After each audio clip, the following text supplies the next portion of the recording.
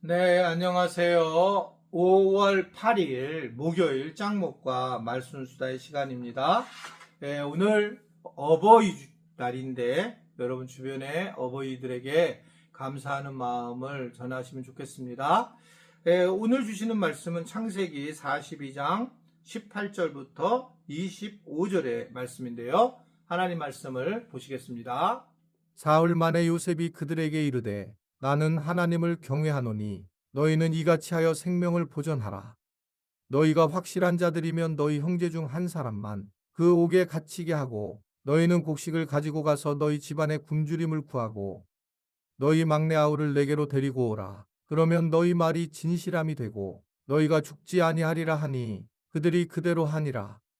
그들이 서로 말하되 우리가 아우의 일로 말미암아 범죄하였도다. 그가 우리에게 애걸할 때 그 마음의 괴로움을 보고도 듣지 아니하였으므로 이 괴로움이 우리에게 임하도다.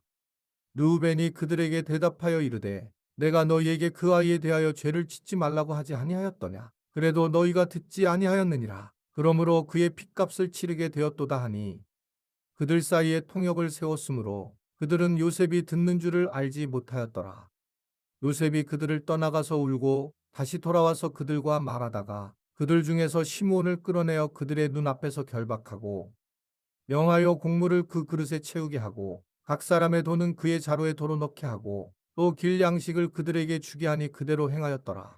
네, 오늘 말씀을 보면 이제 요셉이 형제들에게 나는 하나님을 경외한다라는 고백을 하게 됩니다.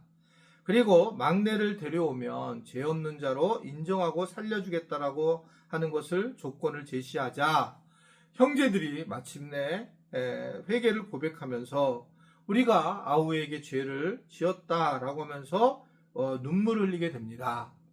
아따 시므온을 이제 결박하고 또 형제들에게 곡식을 주고 돈을 다시 자루에다가 도로 넣으라고 이 요셉이 명령하는 것이 오늘 본문의 내용의 말씀입니다.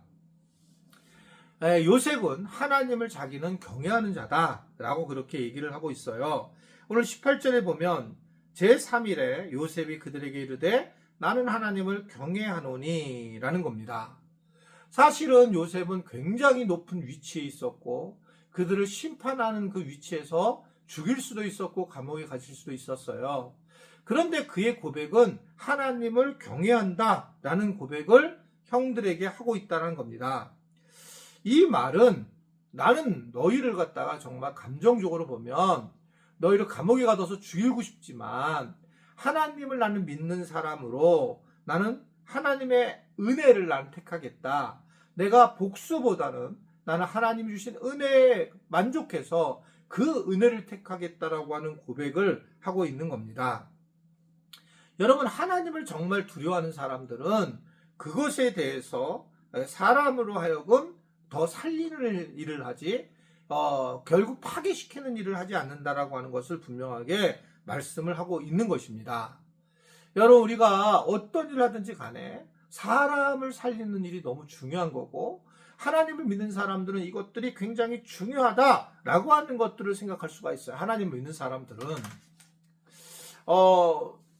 결국은 우리가 여러 가지 많은 일들이 생길 때에 저는 이제 우리 부목회자들이나 또는 우리 자녀들한테도 그런 말을 많이 하는데 정말 돈이 중요하지만 그래도 가장 쉬운 게 돈을 잃어버리는 거다. 사람을 잃어버리게 되면 너무나 큰 아픔이 생기게 된다. 그러니까 그걸 잊어버리는 것들을 채워야 된다라고 하는 것을 제가 사람으로 채워져야 된다는 것을 늘 이야기를 하고 저도 마음속으로 가지고 있습니다. 하나님을 경외하는 사람들은 사람에게 잘하는 사람들이에요. 하나님을 두려워할 줄 알면 사람을 살릴 줄 아는 사람이라는 거예요. 근데 대부분 하나님을 갖다 잘 믿는 사람이 하나님을 잘 믿으니까 사람에게 막대하는 경우가 있지만 성경은 그렇게 얘기하지 않아요.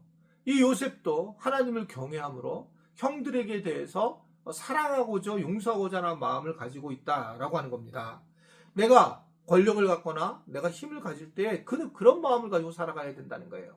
특별히 교회에서 저는 가장 제가 싫어하는 부분이 교회에 무슨 장로, 안수집사, 권사가 되었다고 무슨 폼을 잡고 뭔가 하려고 했을 때 저는 그건 굉장히 위험하다고 생각해요. 교회 안에서 내가 뭔가 이렇게 무슨 완장을 차가지고 그래서 더 높은 곳에서 있다, 이런 모습을 보이는 것은 정말 하나님이 원하시는 게 아니다. 오히려 더 낮아지고 더 내가 직분을 받으면 받을수록 더 밑에서 일하는 그 일들이 하나님이 원하시는 일이라고 그렇게 생각하게 됩니다.